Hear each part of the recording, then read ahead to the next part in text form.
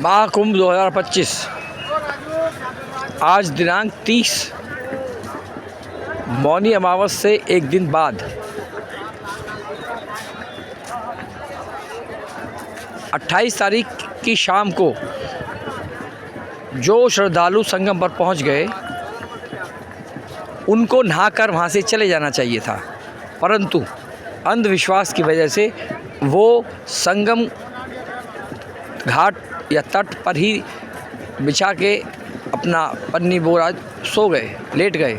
Wait करते रहे कि 12 बजे जब नक्षत्र या मुहूर्त अच्छा होगा जो मौनी अमावस का माना जाता है तब वो नहाएंगे।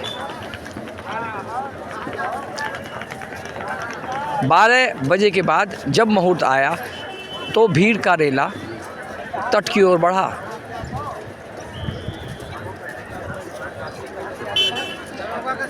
उस रेले में सभी हिंदू श्रद्धालु थे जो अंधाधुंध नहाने के लिए दौड़े चले जैसा भी है, और जो वहाँ पर लेटे हुए श्रद्धालु थे संगम तट पर प्रतीक्षा कर रहे थे, भीड़ का रेला इतना ज़बरदस्त और इतना तेज़ आया कि वो उनको कुचलते हुए चले गए। हिंदू श्रद्धालु हिंदुओं को कुचलते हुए चले गए, उन्हें ज़रा भी रहम नहीं आया। और जो श्रद्धालु वहाँ नक्षत्र की इंतज़ार कर रहे थे वो लेटे रहे, कुचले गए। उनको ज़रा भी नहीं समझ में आया कि भाई ये क्यों हो रहा है। अगर वो वहाँ से समय रहते नहाकर हट जाते तो कोई घटना होती ही नहीं। इसमें किसी का कोई दोष नहीं है, अंधविश्वास का ही दोष है, केवल अंधविश्वास।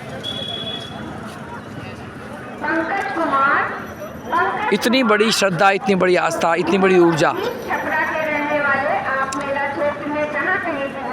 तो विचारणीय बिंदु है, विचारणीय सोचने वाली बात है कि क्या हम लोगों को, हिंदुओं को, श्रद्धालुओं को ऐसा करना चाहिए कि एक समय पे एक ही जगह पे नहाने पे पुण्य मिलता है, केवल संगम पे नहाने में पुण्य मिलता है, ऐसा सोचना। और वो एक ही नक्षत्र में, तो जब इतनी सारी भीड़ एक ही समय पे एक ही जगह के लिए जाएगी तो क्या दुर्घटना को हम स्वयं दावत नहीं दे रहे, खुद इन्वाइट नहीं कर रहे? क्या दूसरों को दोष क्यों देते हैं हम लोग?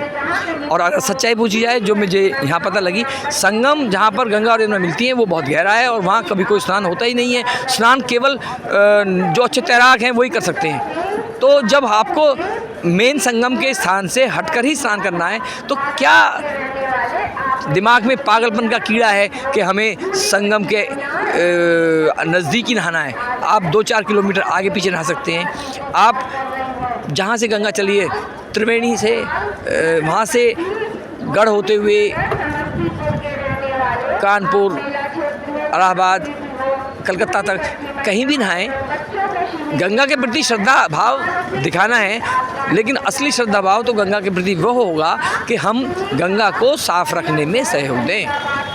हम प्लास्टिक पॉलीथीन का इस्तेमाल ना करें, क्योंकि जो भी हम पन्नियाँ इस्तेमाल करते हैं सब्जी लेने में या परचून का सामान लेने में, आटा दाल चावल, वो सब नदी नालों के माध्यम से गंगा ही में जाती हैं।